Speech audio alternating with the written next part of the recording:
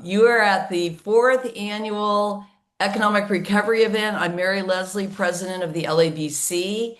We're honored to have Insurance Commissioner Lara, State Assembly Member Calderon, and Christine Kwon from the Department of Angels with us. They're here to share what they're doing to help with the LA recovery after the devastating wildfires in January. Each of our featured guests will address the key issues facing the state and our region, and we'll have Q&A after each speaker. Oh, please use your Q&A function to put your questions for each speaker in. Today, we'll explore how the state of California will seek additional claims paying capacity to shore up the FAIR plan. That's the state's insurance plan. We will also be looking at how the insurance crisis and the challenge of ensuring a stable market while protecting the cost to consumers. And in addition to that, we'll look at how communities are affected by fires and how they can lead their own recovery. So to begin with, I'd like to introduce Insurance Commissioner Lara. Ricardo Lara is California's 8th insurance commissioner. Voters created this position back in 1988. He plays a critical role in addressing the state's insurance crisis by overseeing regulatory measures, ensuring fair practices, and working with insurers to stabilize the market, particularly in the wake of catastrophic events like the LA wildfires, where many homeowners had rising premiums or a loss of coverage. Commissioner Lara previously served in the California legislature, representing Assembly District 50 and Senate District 33. As senator, he expanded protections for disaster survivors from losing their homes to insurance cancellation and non-renewal. He wrote the nation's first climate insurance law, SB 30, to engage the insurance industry in the fight against climate-linked environmental disasters like wildfires and rising sea levels. He was raised in East LA by immigrant parents, and he made history in 2018 by becoming the first openly gay person elected to statewide office in California's history. He now faces the challenge of ensuring a stable insurance market while protecting consumers in the face of higher costs. Please join me in welcoming Commissioner Lara. Commissioner. Hi, Mary. How are you? Good to see you. Of Good to see you too. Thank you for coming today. course, thank you. Thank you. I apologize if it gets a little noisy. I live in downtown, as you can imagine. Oh, A little yeah, complicated these days, but we uh we support people fighting for their rights and efforts. So, we do. We also of do. But thank you for taking the time for doing course, this. of course.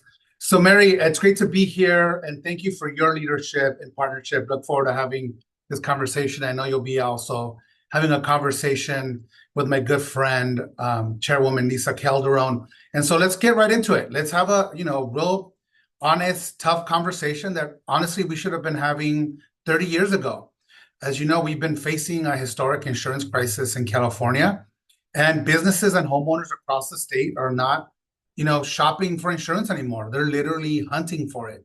And that's bad for families, it's bad for business, and bad for affordable housing, and bad for our entire economy. And unfortunately, we're not alone, not just California, but we're seeing this phenomenon happen all over the world. This is a crisis decades in the making, now really accelerated by climate change and really outdated regulations that no longer match today's risk. I can equate this to, the conversations now centered around what we should have been talking about again, CEQA reform, for example. We're really dealing with outdated regulations. So what we're seeing it everywhere. Affordable housing projects stalled and abandoned because insurance is unaffordable and unavailable. Lenders are pulling back because they can't close deals without certainty of coverage. Businesses are facing higher costs or limited access to coverage, threatening investments and local jobs. A growing reliance on the FAIR plan, an expensive and limited coverage option that was never meant to be a primary insurance solution. And we cannot allow this cycle to continue. A modern economy, needs a sustainable insurance market, a climate resilient future, all require a stable insurance market. So very quickly, let's talk about how we got here. For too long, we've had 20th century regulations trying to manage 21st century risk. And believe it or not, California's rules, required insurance rates really to rely only on historical data. And that's wrong. Not forward-looking climate science, wildfire mitigation, or modern modeling tools. You would figure that we would be at the cutting edge of this like so many other states. Meanwhile, insurance companies facing growing risk from climate-driven wildfires, floods, heat events, earthquakes, sea level rise, inland and coastal flooding, and then even often, we've seen a hurricane here or two in California. And we've seen them begin to pull back, raising rates and exiting our market. And this is the largest market in the country, fourth in the world. People want to do business here, but things are grim when companies start pulling back. And so the result is a shrinking voluntary market and a surging FAIR Plan enrollments. So for the past 30 years, under Prop 103, insurance companies had no requirement, literally zero legal or regulatory obligation, none to write policies in wildfire distress areas. This crisis didn't happen overnight, and it won't be fixed overnight. But you know what? This is my luck now. I own this problem, and I'm committed to fixing it. And over the past year, we have worked at unprecedented speed and transparency to implement what I call my sustainable insurance strategy, which really is the most ambitious reform of California's insurance market in more than 30 years. So what's next? Our strategy is designed to do a couple things: modernize our market, build long-term resilience, not just for insurance companies, but for our communities, our businesses, and our homeowners. And it's really based on four key pillars. One, we're finally going to modernize our rate-making tools, allowing companies to use forward-looking catastrophe modeling. For the first time, we're going to also reward mitigation and make that mitigation reflect today's climate risk.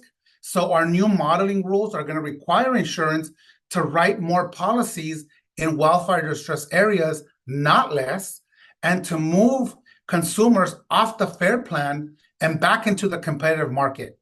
That is unheard of. We've never, ever have that type of agreement before. Other states allow for these tools to be used without any guarantee that insurers are going to come back to these communities. One, we're being real about the cost of reinsurance. We are recognizing that the actual cost of protecting against climate-driven disasters, while also ensuring that those costs are justified and not an excuse to just gouge consumers. We know that every year insurance companies have to get reinsurance so that they can expand and keep their business in California. But guess what? That cost is growing. And California is one of the states that does not allow for some sort of percentage of that cost to be passed through the consumer. So what happens? Insurance companies, because that cost is growing so exponentially due to the catastrophes, then they're restricting their footprint in California because they cannot take more of that risk. It's simple economy. So we're saying, okay, we're going to allow you to pass through, not just, we don't want you to reconnect the reinsurance costs globally, but Californians are willing to pay for our risk. So we crafted a percentage of only California risk, so that we recognize that we are a risky place. We're seeing what's happening with climate change. We'll take responsibility for our risk, but we're not going to connect ourselves globally to the global economy. We're still going to allow you to pass through a cost, but only for our risk. And that, again, was a historic agreement, so that we're recognizing that we need you to expand in California, and we're recognizing that climate change is making it riskier, and we need you to expand. So we don't want you to retract. And we're strengthening our FAIR Plan. Finally, we're having some real FAIR Plan reforms. We're raising commercial limits.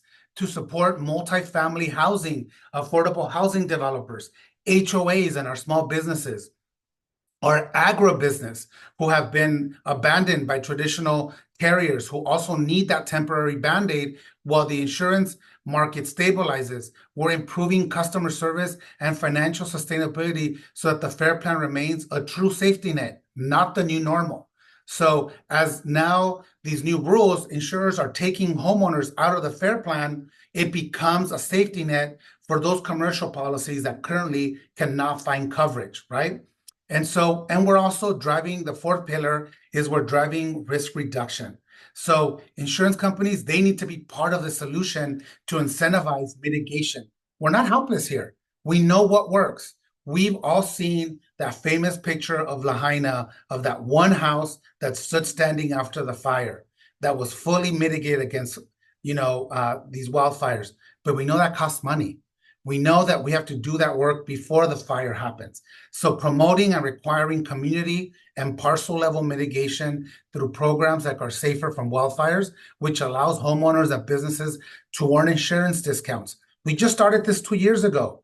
And yes, some of those discounts are still somewhat minimal, but they're continuing to grow as through the new regulations, insurance companies are forced to increase those discounts and to recognize that these mitigations work. And so those are going to continue to grow. We're also aligning with federal and local partners to leverage investments on risk reductions because every dollar spent on mitigations saves $6 in future losses. So those are the kind of four pillars that are driving our regulations. And we got all this done within 1 year. And we're now in the implementation phase this year of getting all that implemented. So we went from 0 regs to full regulations and now implementing this. Of course, my biggest fear came through. We had these massive wildfires in January of all times in LA, but we met with every CEO, the governor and I, of the insurance market, of the 12 biggest insurance companies in California, and they were very clear. If it wasn't for these reforms, we would be in a much darker place, even with these fires. And they are recommitted to continue to grow after we fully implement these reforms. So we're in a much better place because we did the hard work last year. So why does this matter? So for you, developers, business leaders, affordable housing advocates, clean energy entrepreneurs, insurance is foundational. Insurance can no longer be an afterthought in development and where we build, how we build. Without affordable and available insurance, affordable housing can't be financed or built. I'm preaching to the choir here. I know this. You're living this every day. Clean energy projects face barriers to capital. Local economy development stall. My message to you is that we're implementing all these reforms. Companies are already signaling, insurance companies are already signaling their willingness to return to writing policies. Allstate, Farmers, Mercury, CSAA, and more. Our goals are to reverse the trend of a growing FAIR Plan and restoring a stable private market. So how can we help you at the department? Together, we can build a future where insurance is no longer a barrier, but a bridge to a more sustainable, resilient California. Here's how we can work together. Let's invest in resilience. Work with our local leaders, insurers, and the state to drive mitigation and smarter building. This is where we need your help with working with our local leaders, with our city managers, city council members who are, we should be looking at helping invest in the urban core as opposed to just building out into environmentally sensitive areas. And if we're going to do that, let's build smarter. We can no longer just build for one peril.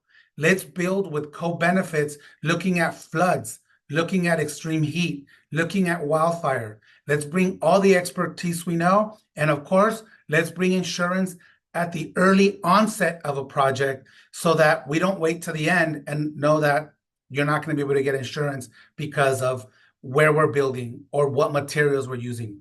Let's advocate for smart insurance practices. Let's incorporate insurance considerations early, as I said, and engage with us. My department welcomes your input, partnerships as we're implementing these reforms. Again, just to thank you again for your leadership and your voice. This is the hardest insurance work reform that in a generation, but I think it's also the most important. And I'm committed to seeing this through. And I look forward to working with you all to ensure a strong, sustainable future. I am personally invested in this as an Angelino. I am the first Southern California Insurance Commissioner. I'm the first Angelino to serve in this position, and I take this to heart. This is my community, and I want to make sure that we rebuild as quickly as possible, but that we build smarter and stronger so that we're not here not only 30 years from now, because 30 years ago, we had devastating fires in these exact same communities. And what did we do? We build the same. We didn't unlearn the lessons, and here we are again. So let's not repeat that again. Thank you very much, Commissioner Lara. That was really helpful, and I think you did a great job of explaining, the fact that you had a structure in place when this happened. So we're going to be a lot more resilient than we would have been. So we're very grateful for the hard work that you've done. Now there's a few questions. If you don't mind, I'm gonna from the audience. Ryan Sears is asking a question. What efforts are the Department of Insurance taking to help expand coverage to all housing types? Full replacement of manufactured housing unit is not covered by the FAIR Plan. Do you support a fix-it bill SB 525? Yes, that's my good friend Brian Jones. That's his bill. It just so happens that I was in the same committee hearing when he was presenting that bill. And I said, this is a great bill. Housing is housing, and they need to have the same protections. And so, absolutely, we submitted our letter of support. And I made sure that we told our LA delegation that this is a good bill and it needs to be supported because they need to have the same protections as anybody else. Housing is housing, and we need to give them that same protection.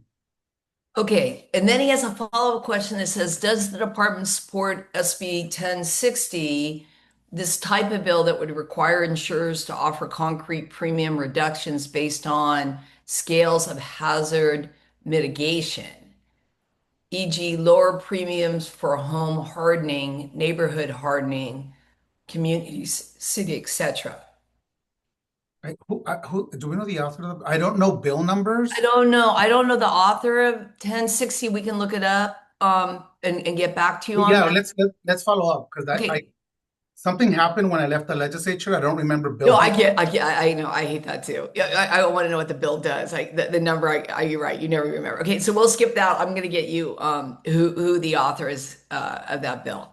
Okay, so Doug Cope has a question. Even though insurance companies get their increases capped, it does not help when they adjust the current replacement value of your property. In some cases, 20 to 30%. The insurance companies take new increases on the new adjusted value. How do we afford, how do we as affordable housing providers keep up with these unfair, what he considers unfair practices? Hmm, that's interesting. Let me get an answer back from staff specifically on that because I don't want to misspeak. So I'll get one Got of it. Yeah, no, that's a good question because it's about yeah the replacement value of yeah. property. Yeah, okay, that's a sneaky way to get the increase. Okay, it turns out that it's Josh Becker's bill. Oh, you know what? I'm not familiar with Josh Becker's bill, but I'll get my ledge team on it and see what our position on it is on that. Okay, good. That we'd appreciate that. Okay, and then Absolutely. here's one from Barbara Kempen. Why do you allow insurance companies to offer car life insurance while excluding home insurance? Why didn't you Yes. say if you want to sell P&C insurance, you need to offer every product and not pick and choose? Yeah, that's a question we get all the time. And these are all separate lines of business. So if you can imagine, one, we treat all those lines independent. As you can imagine, there's companies that only offer, homeowners. There's only companies that offer commercial. So if we start then picking and choosing who can offer certain lines, then we're also, by the way, in somewhat of a crisis in homeowners where people are having a hard time finding, I'm sorry, in automobile insurance. Why would then we create another crisis around automobile insurance by minimizing what consumers can get in terms of options for automobile insurance, especially here in LA, where it's the number one market. So we don't want to intentionally create another crisis by limiting consumers' options in one line over the other. So that would be an unintended consequences and something that I don't support or my staff support. Let's just fix the homeowner's problem Got it. as quickly as possible. No, that makes sense. Okay, now I'm getting more information about the Senate bill. Becker's bill was from the 23-24 session that required property insurance to use risk models for underwriting to account for wildfire risk reduction associated with hazardous fuel reduction, home hardening, defensive space, and fire prevention activities for properties, communities, and landscapes. So please note that's apparently this bill. Yeah, I want to look at it Huge because I'm bill. trying to Yeah. figure out if this steps into underwriting requirements, which I legally do not have any authority over an insurance company, and that was already Yeah, it is about underwriting. adjudicated Yeah. through Garamendi a couple years ago, where Uh, the court said we don't have any right to be able to mandate any underwriting to the insurance companies. But I'm trying to figure out if there's a workaround in that bill. But again, we've done a lot of this work already through our Safer from Wildfires, where we have already created specific mitigation efforts for the individual home, the parcel, and the surrounding and the community-wide mitigation standards that insurance companies already have agreed, fire experts have agreed, Cal Fire has agreed, and we know that if you do this, you're gonna get a mandated insurance discount because we've all agreed that these are what you need to do, and we did that a couple of years ago. So I want to see how that bill complements our Safer from Wildfires bill. So we'll follow up with you on that. okay, great. Then this is an interesting question. About residents on the FAIR plan being pushed to move back into their homes despite hazardous chemicals on their property. What are you doing about creating safety and health standards for insurance plans to comply with these situations? Yeah, Yeah, this is around smoke yeah, claims, I'm assuming. So this is a health and safety issue. We are not the health and safety experts, yeah, but we are the insurance experts. And and by the way, we've always known this has been an issue, and we have been trying to figure out who would be the experts that can help us how educate us on when is it safe to re-enter a home. We looked at county officials, county health officials. We're also, Colorado's been dealing with this as well. They created a bill to create a study, which hasn't been funded yet. But you know, the LA fires, Mary, really, we've never had the level of devastation in an urban area like this before. right, I have to right. say, since 2019, since I had this position, this is my 120th wildfire across the state, Yeah. but we've never had a fire concentrated in such an urban area. And we've been trying to talk to health experts about, wait a minute, how do we know when is it safe to come into a home after, how do we know when it's remediated from smoke damage? And nobody has any information or can tell me. And what insurance companies are relying on are these health and safety experts, which we're not. So, one of the clear examples were during the fire or when the fires were satiated, some of the LA County health officials were saying, well, if you can't smell it or see it, you can go back to your home. And I was like, no, no, no, no, no. Because the insurance company then is going to use that to push you back into your home. I Correct. don't know much about smoke damage, but I know that that's not accurate. So then we called them immediately and said, you cannot say that because then insurance companies are going to use that to, one, cut your ALEs and get you back home. So we stopped it. So then we realized that this is so rampant and there's no statewide standards. And when there isn't any statewide standards around health and safety, then there's just a hodgepodge of different opinions. And insurance companies are relying on the health and safety folks that don't have any standards, and people are just being pushed back and forth. So what I did is, you know what? We're not the experts. I'm creating a task force that we're going to be announcing some health and safety experts to come together quickly, develop some standards, some guidelines that we can adopt, and if we have to put those in reg or do those through legislation, that we can come together, that we can all follow. More importantly, that the insurance companies can follow, so that we can hold them accountable. Because honestly, this is not our expertise. We are not the health and safety folks. But given that nobody has any of this information, I'm bringing them together to help guide this discussion, because this is a big problem.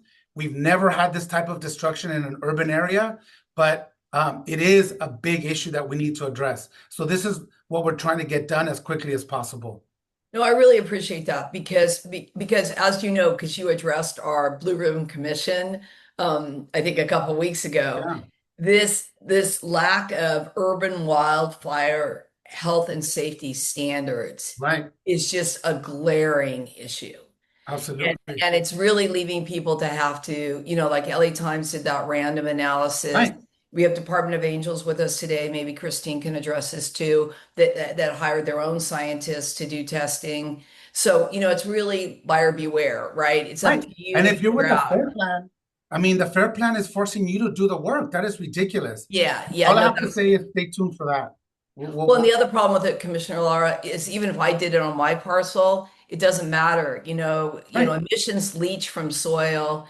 It's not like I'm going to be any better off just because my little plot of land I remediated if my neighbors haven't, right? So it has to be a standard, a right. universally held standard. Yeah. Yeah. And but Yeah, to no, say that's great. No, that's really important. I'm glad you're continuing. people come to us, but this is one place where we are not the experts here, but we're trying No, no, no, to you're get right. close. You're not the expert, but you have the Yeah, distinction yeah. of being a bottom line provider. So Right, all things sort of flow down right, to you, right? right. Yeah. We're No, trying to get it. we We're trying we to get the appreciate an answer. update on that and anything we can do to support your work there, we would definitely like to do. Absolutely. Okay, well, thank you for your time today, Thank you, Mary. and Appreciate it. we appreciate your being here. Thank you. Thank you. All right, so it's now my honor to introduce Assemblymember Lisa Calderon. Hello, Assemblywoman. It's good to see Hi, you. Mary. How are you? Good, good. You're in that rich tradition of Calderons, right? Yes, Ian is my son and Chuck's my husband, so I guess Oh, so. yeah, you are. Okay, yeah, because having been old enough in California and having worked for Leo McCarthy, I feel like that your name Oh, is like an institution, oh, thank you, Leo McCarthy. Lucky Yeah. you. What a I know he was my mentor experience. for 10 years. I know, I feel like that kind of dates you that you know a couple things about a couple decades ago, Yeah. but your family has always been such such a critical part of California's political development for sure. Oh, well, thank you. Thank Yeah. you. So anyway, I just wanted to say that. And for those of you who don't know, the assembly member was elected in November of 2020, and she represents the 56th Assembly District, which covers southeast portions of LA County and San Gabriel Valley.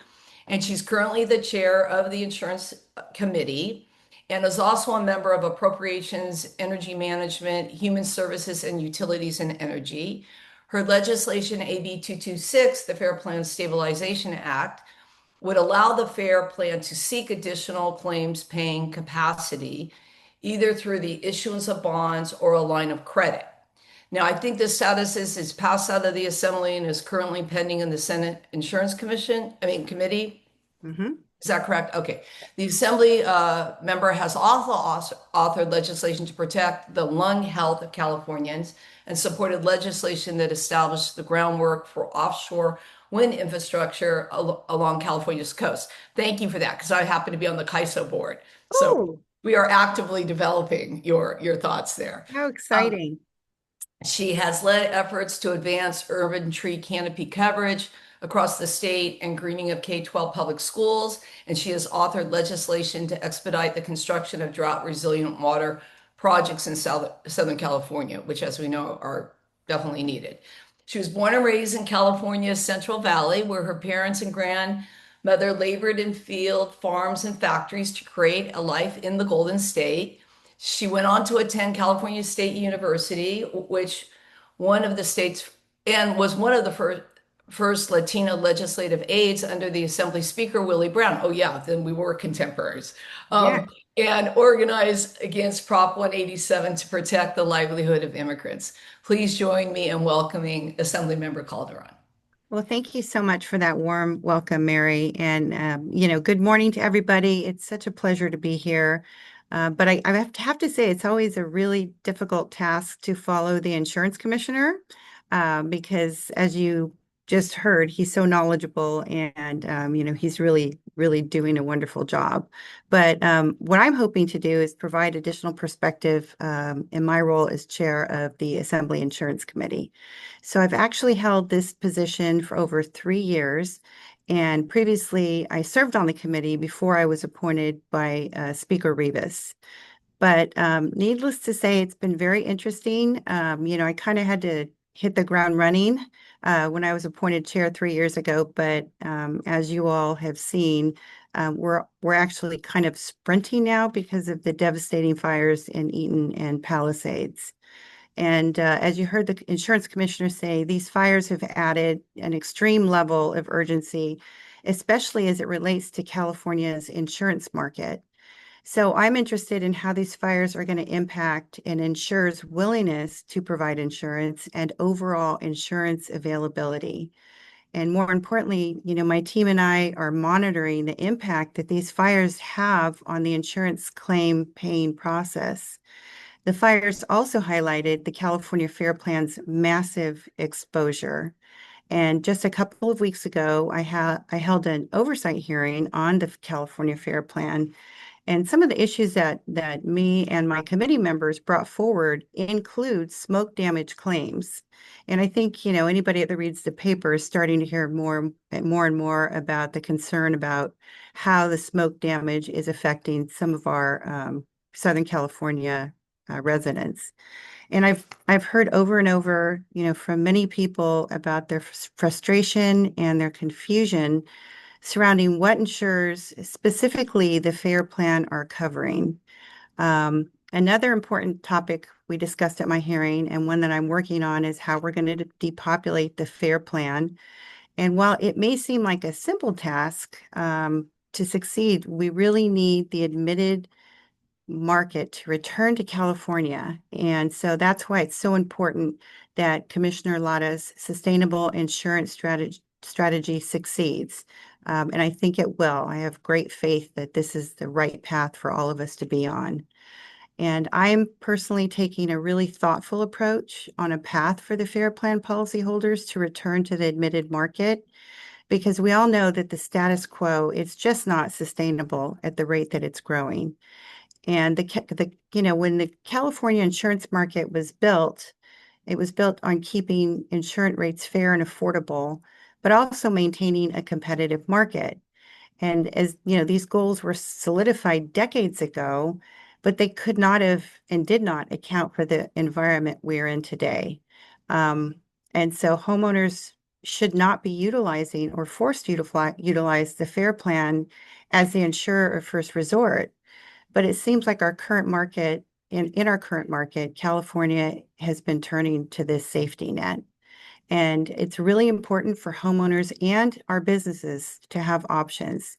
And they also need to have stability. Nobody wants to live in fear of being non-renewed or not having their claims delayed, or worse, not being paid.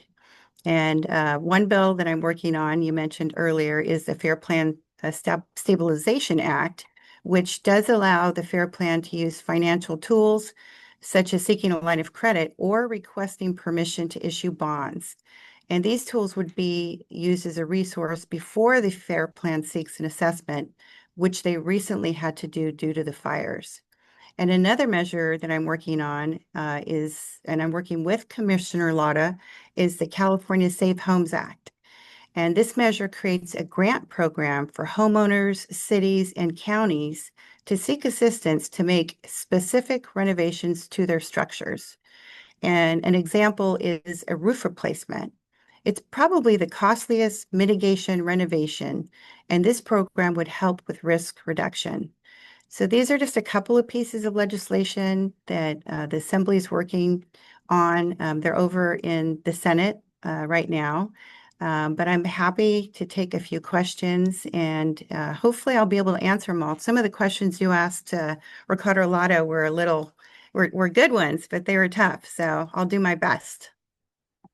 Well, thank you, Assemblymember. I like just to start with maybe you could talk a little bit more about the California Safe Homes Act and about renovating because being prepared, resiliency is going to be a huge issue. Now, is this something where people will be incentivized to make the improvements with some kind of state support? How is it going to work? Yes, so it would be a grant program where you could apply for a grant to help mitigate, the roof, right? That's one of the most expensive things.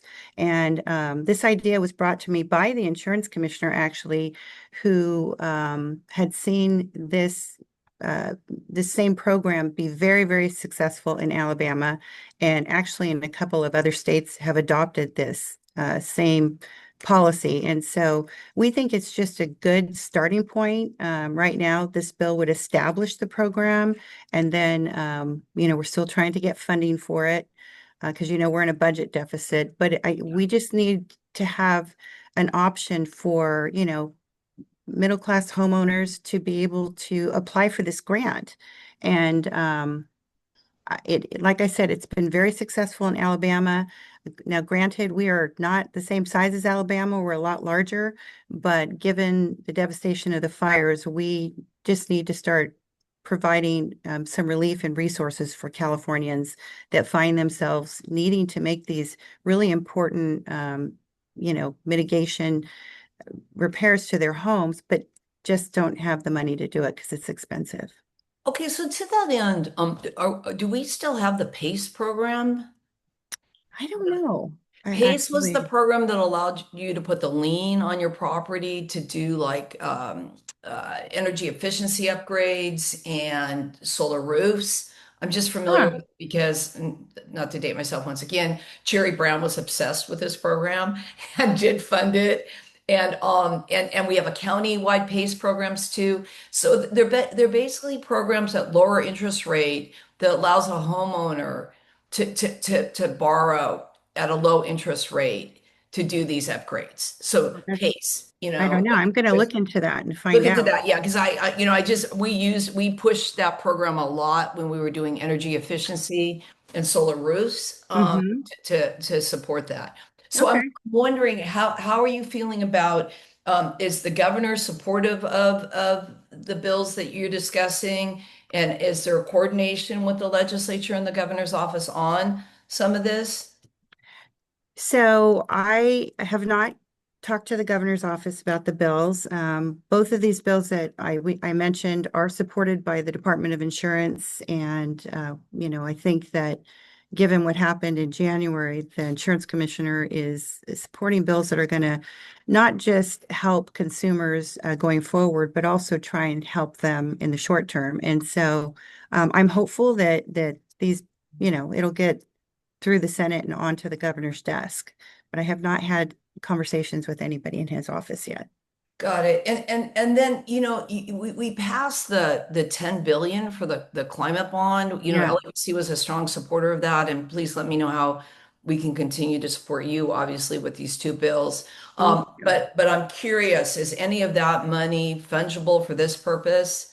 Since it's a lot of what we're talking about is resiliency. Well, I can't speak for how that money is going to be allocated. I honestly don't know. I do have a budget ask with the support of the insurance commissioner to get this program established, and then we're working on funding for ongoing years. So I think it's all kind of to be determined given the budget situation we're in, and given our challenges with the federal administration right Yeah. now. It's, you know, it's kind of everything's up in the air. Well, okay, thank you for that bridge because even though it's not necessarily germane to this particular conversation about insurance, I would like to know what you're thinking in terms of the legal position that California is currently in vis-a-vis the federal administration and the current state of the president declaring an emergency here, sending troops here, sending the National Guard, potentially sending the Marines. I know that we have the highway patrol and we have our local police. It's unclear to me exactly where the sheriffs are. But yeah, do you have kind of your own personal thoughts about this, about how to bolster one's spirits regarding this unpleasant set of circumstances?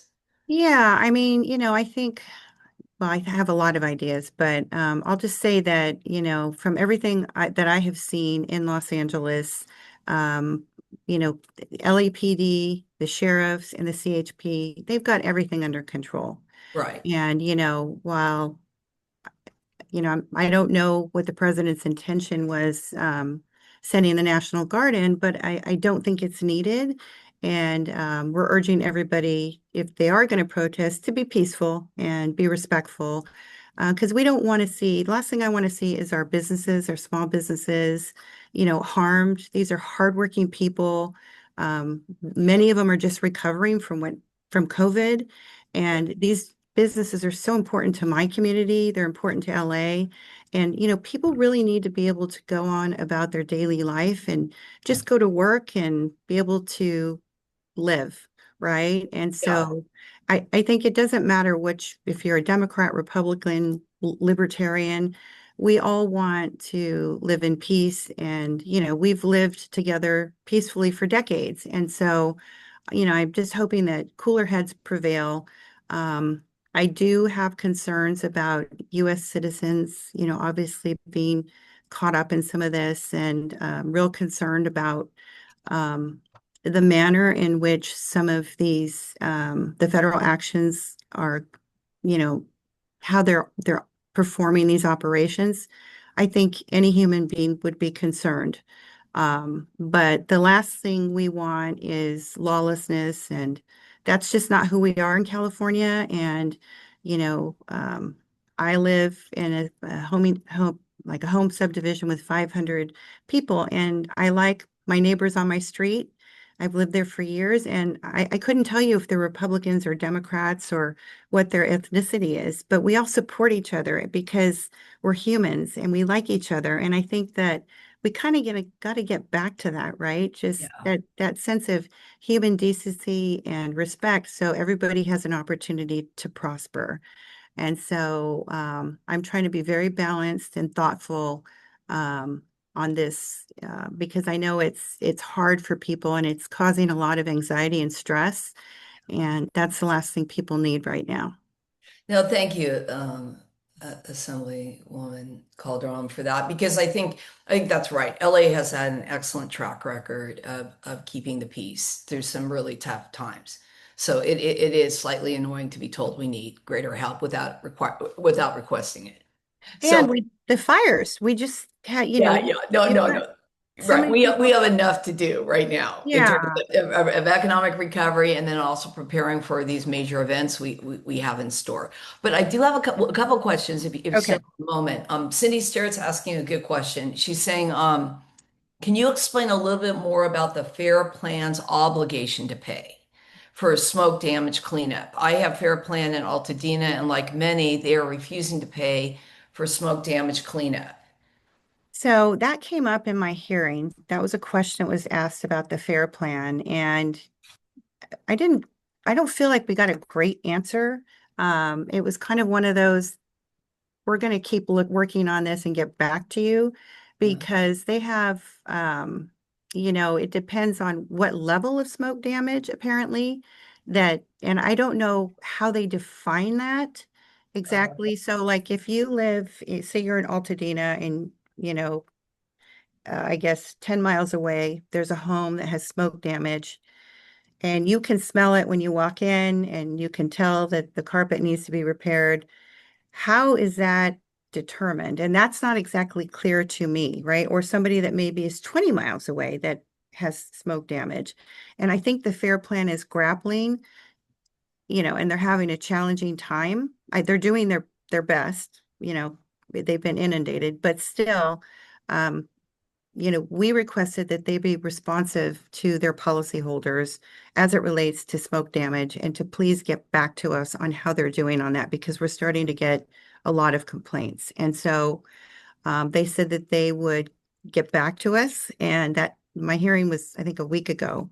So this is something that I think we're going to keep engaging with them on because I think there needs to be better clarity for consumers, and it shouldn't be a tug of war and a fight.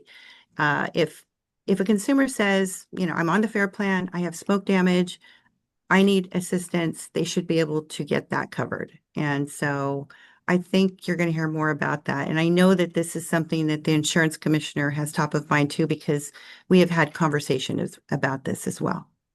Okay, so maybe what we can do is help monitor that and as information becomes clear, we can help distribute that through Yes, our that would be digest. helpful. Yeah, no, we'd like to do that because we get a lot of questions about insurance and about very specifically this smoke damage. So and then kind of the pressure being put on people to return regardless of what the condition is, which is all very good questions. So Yeah.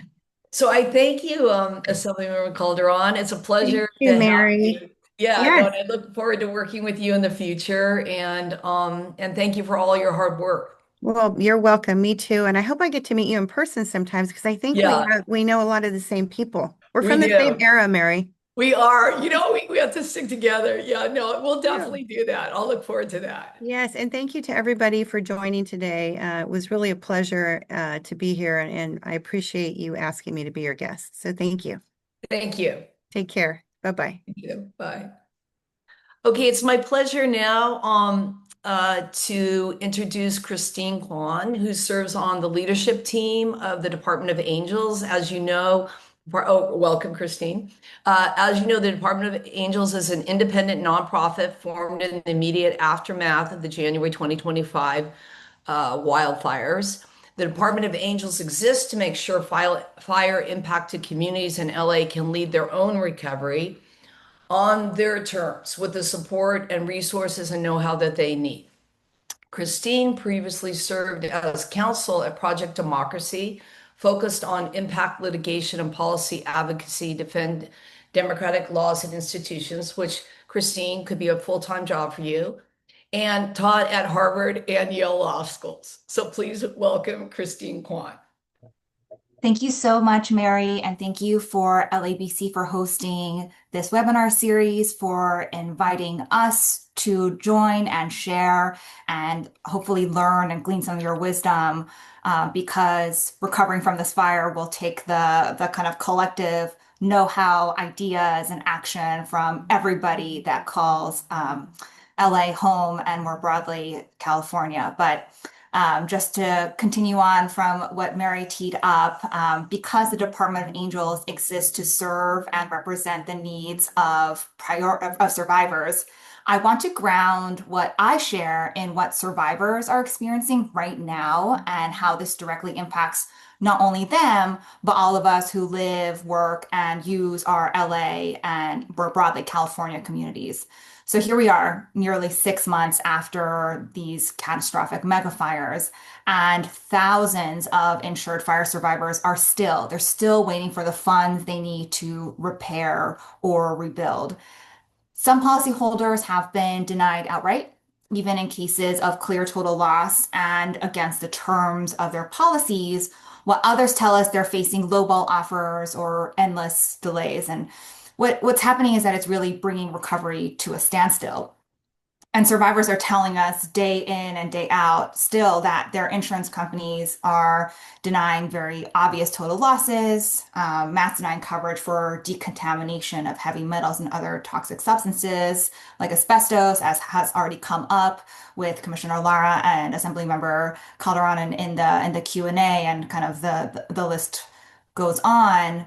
And just to kind of put a point on this, now with the survivor policyholders, they're in their time of greatest need, and they're feeling like they've made over time faithful payments to their insurers, and many are continuing to do so while insurance companies are shirking their obligations and costing these families their homes, their health, and their stability.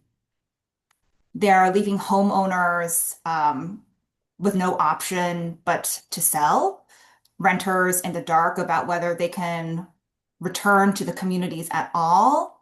Health concerns are not only acute but escalating, and basically families are being left with a choice between repairing and rebuilding or meeting basic needs, really impossible choices. In total, what this means is that recovery is stuck and insurance is a major roadblock. There's a real domino effect from these stuck, destabilized survivors who are unable to return home, to school, to work, and grave economic and social impacts to all of us here in Greater LA and in California.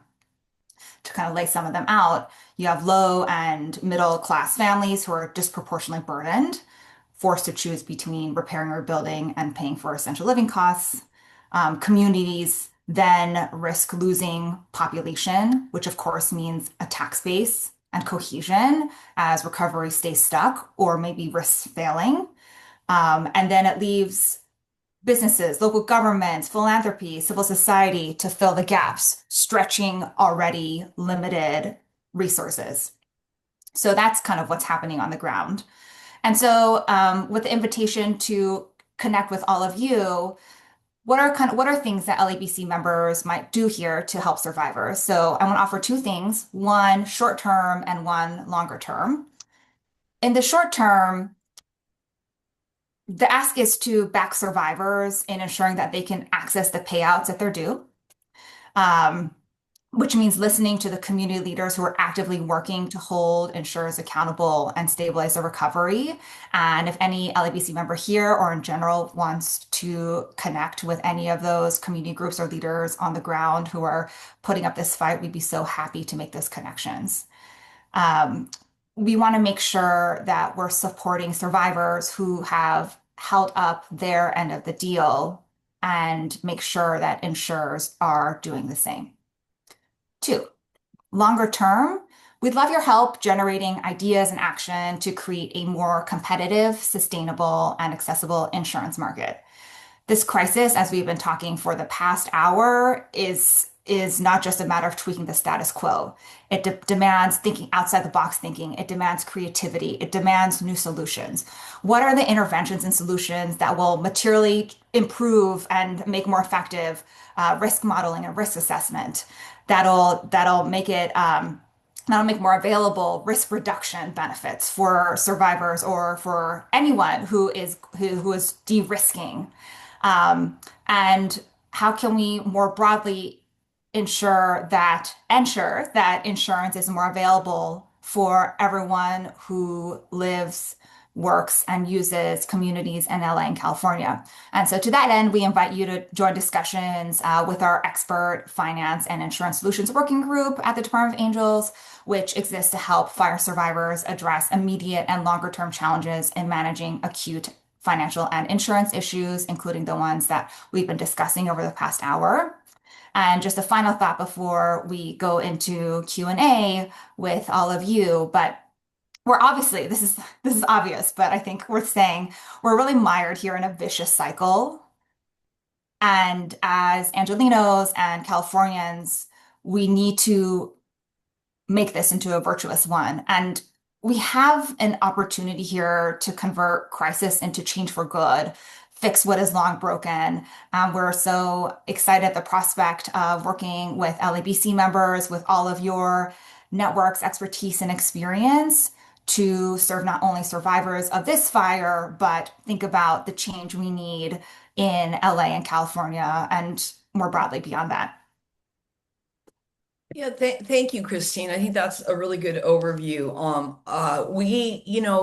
We also serve on that Blue Ribbon Commission that Horvath established, and I know we've had a lot of discussions, and we're about to issue our findings in June. I think maybe next week. June 20th, I think the Yeah, I think a week yeah. from this Friday. And in those, one of the things I was struck by, also in a convening with the mayor in the office with business groups, was that Department of Angels had hired their own scientists to do some short-term and long-term um, analysis of what was going on environmentally, right?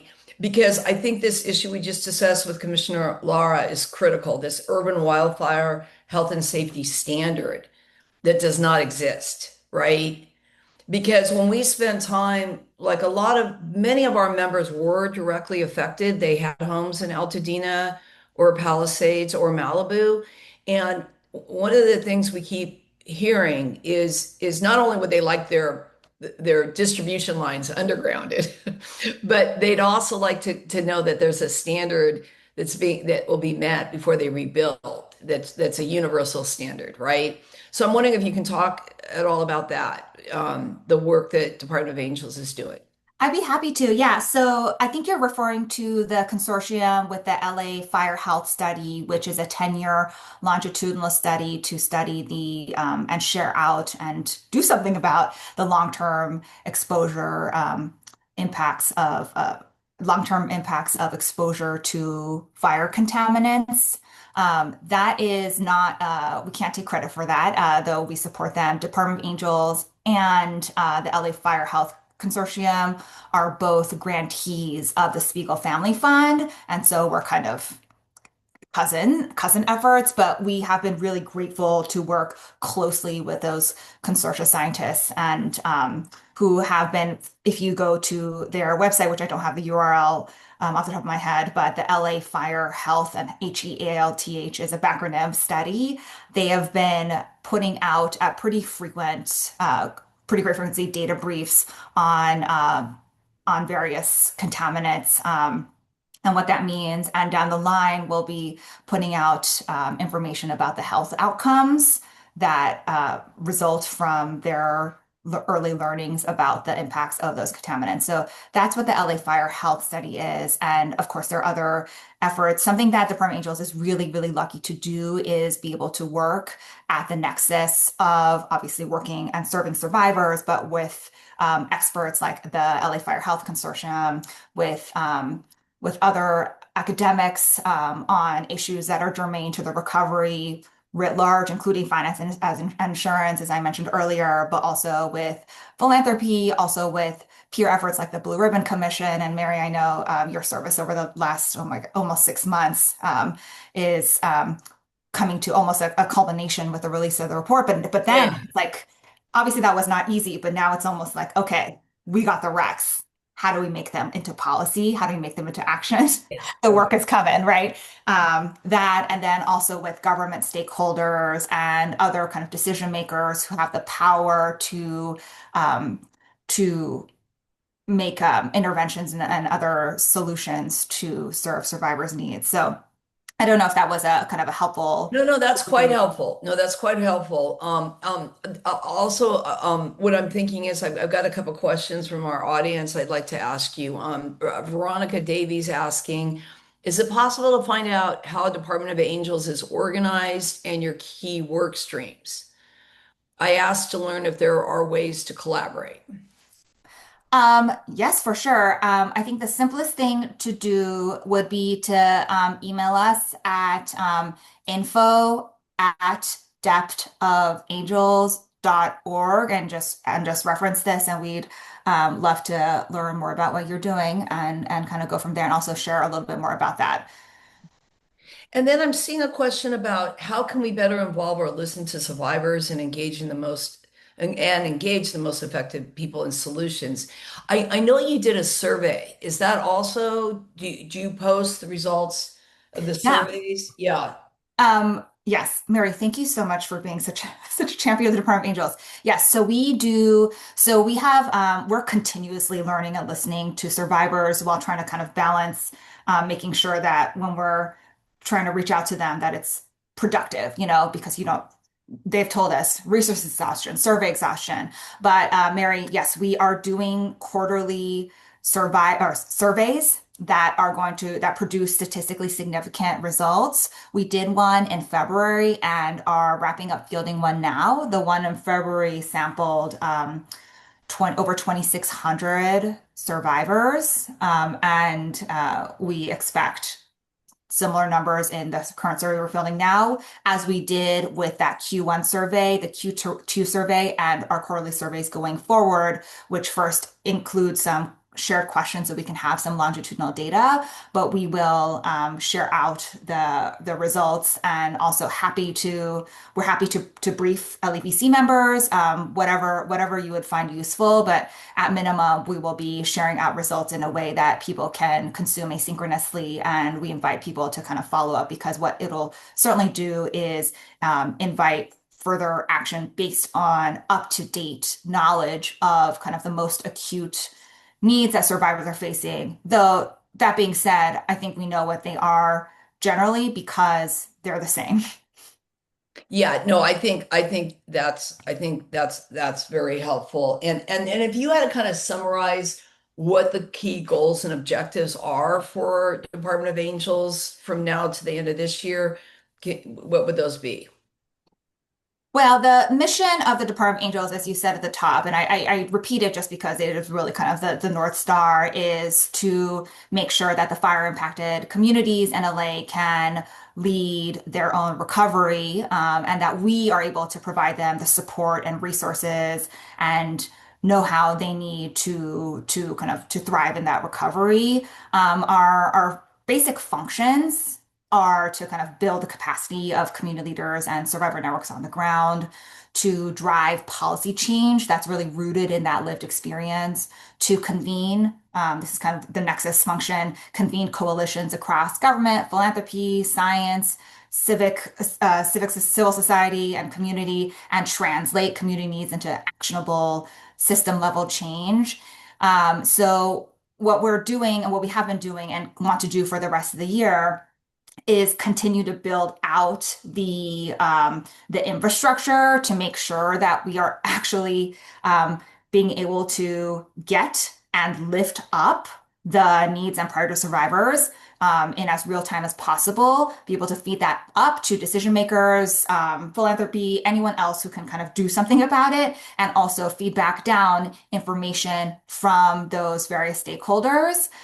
So having that kind of community connection and action infrastructure. And then in terms of kind of issue areas to focus on, we're trying to figure out what we're best positioned to work on right now, but it certainly includes this kind of broad insurance access and reform area of work, because this is clearly an acute issue. Environmental health issues, including soil testing and any necessary remediation, a lot of the themes that have come up because they're intertwined with insurance. What it means to actually make accessible and create the conditions for community level fire hardening, trying to make inroads into the acute interim housing crisis that survivors have been in, and will be without immediate and clear intervention. Those are some of the kind of issue areas that we already know are high priority. Yeah, no, that makes total sense, and I think you guys are providing important stickiness, so to speak, in this process, because as the feds pull out and those resources disappear, you have to have that kind of coherent Yeah. cohesion in order for things to keep progressing, right? And so we really appreciate your time today and the work that you're doing.